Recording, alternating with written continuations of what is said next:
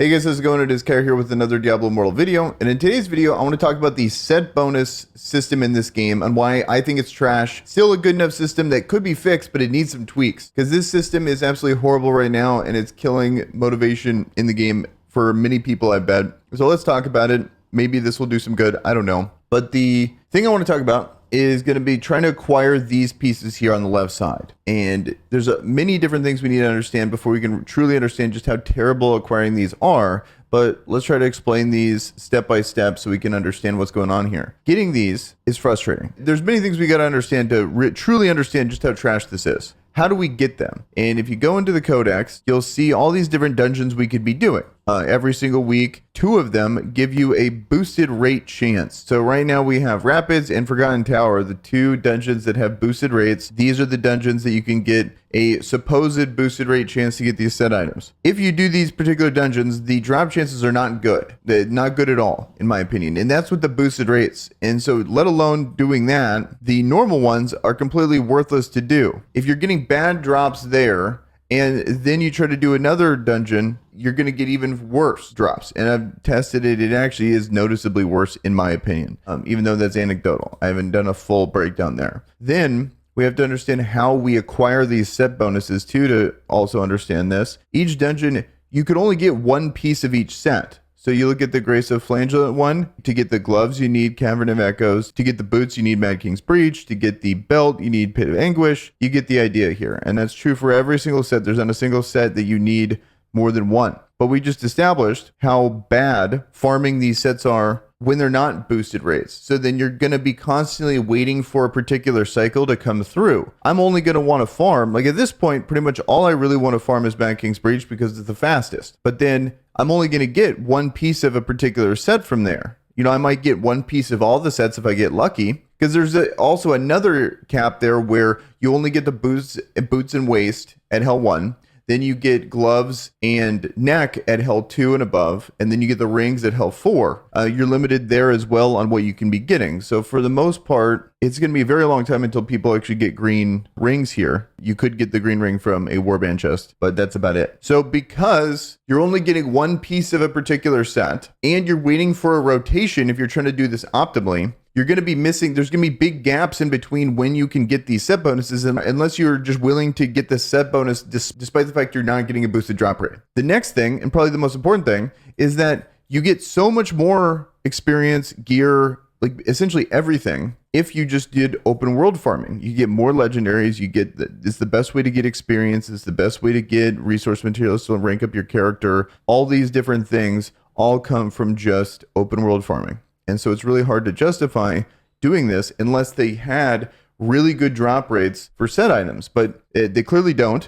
Then we have to talk about combat rating. It's such an important stat that since we're going to be constantly looping back around, if you're doing this optimally where you do 1 dungeon, then all you're really caring about is just the highest version of the stats. For example, if you look at my set bonuses, I have pretty much a broken set on everything. So I got Vithu's Urges down here. I have Feasting Baron's Pack. And then I also have Grace of Flagellant, because everything here is just whatever the highest combat rating is. I'm not even looking really at the magic bonuses here. I'm not looking at the set bonuses. It's just whatever I can get my hands on the highest version of these, because combat rating affects so many parts of the game. And if you're below the combat rating, you're at a massive disadvantage that for the most part, for most people, just being at the combat rating threshold is good enough. Not needing to min-max all these other things here. It just kind of really takes a lot of the choice out of the game there. And so since you're looping back around,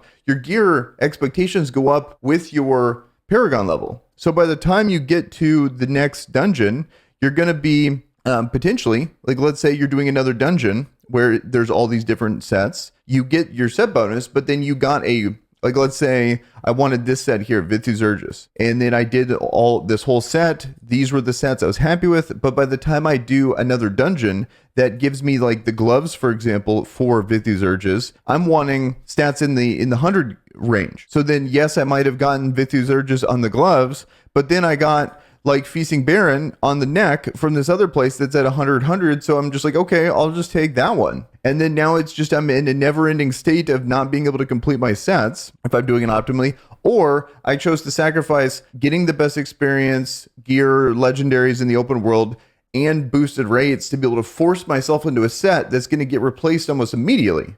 That's a pretty bad system in my opinion. Let alone the fact that dungeons are just unfun. You got to run them a ton of times. Just the system doesn't lend itself to encouraging you to want to actually get these set bonuses. There's a whole nother side of it where there's actually a lot of cool stuff that you could be doing, where like all these magic affinities right here, you can roll 3 of them. Like, so up to 1 to 3. So a lot of these you see here just have 1, but you got to get lucky to get 2, and you got to get super lucky to get 3. But there's a lot of cool potential here. So not only do you want to have the right set bonus, but then you want to have the right magic affinities for each set. Because imagine just how impactful these are. Like I was just noticing on my gear here, just randomly, like 8% summon increased damage, 10% summon increased damage. Like that's a massive difference in just how strong I'm going to be. Like imagine this right here, and I have 10 summon increase on all my gear. That's like massive. And then you have the set bonus that increases summons.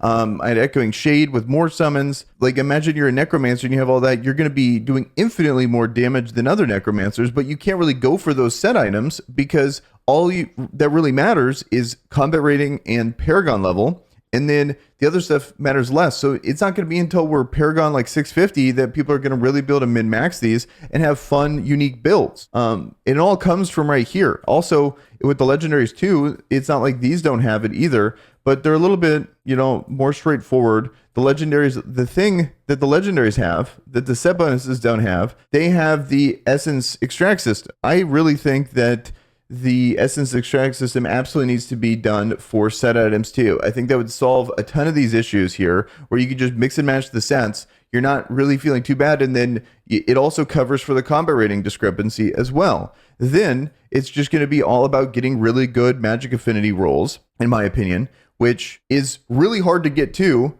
Because then, I didn't even talk about how when you get the thing, when you finally get the piece you want exceptional, and then you need the right magic affinities. Like, just imagine how hard that is to get at the current drop chances that we have now. And it's very fleeting because we're constantly, I can't even get into the damn game at the moment, and it's very fleeting because your Paragon level is going up, so your expectations on what you consider good combat rating is changing. So then you have to re-roll. Even if you do get the good roll, you got to re-roll again. I think that explains just how bad the system is, but I figured I would break it down and just kind of rant a bit, because there is potential there. There's a lot of fun potential that we can have with these, but I don't think that's going to change unless we actually do an essence extract transfer system for set items, because that's going to solve so many issues. I know I hate recommending things that need them to code something in the game, because it's just unlikely that it's ever going to happen, to be honest. Until that time comes, this is just not going to be a good part of it. It's never going to feel as good to get these set items. And I would just encourage only focusing on the combat rating, if anything, not even really bothering with the set items, and just open world farming when you get a chance. And then when you're finally,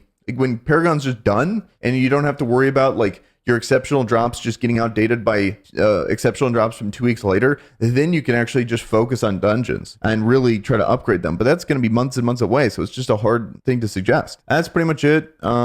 That's going to be it for this video here. Just wanted to talk about that. I'm curious what your guys' thoughts are, and if there's any other solutions that could be implemented into the game at the moment, because right now that seems to be a big problem. And it's a combination of, not only is it a problem, but it's impacting something that's actually good in the game. So it really messes things up, in my opinion. So that's going to do it for this video. Hopefully you guys have a good rest of your day.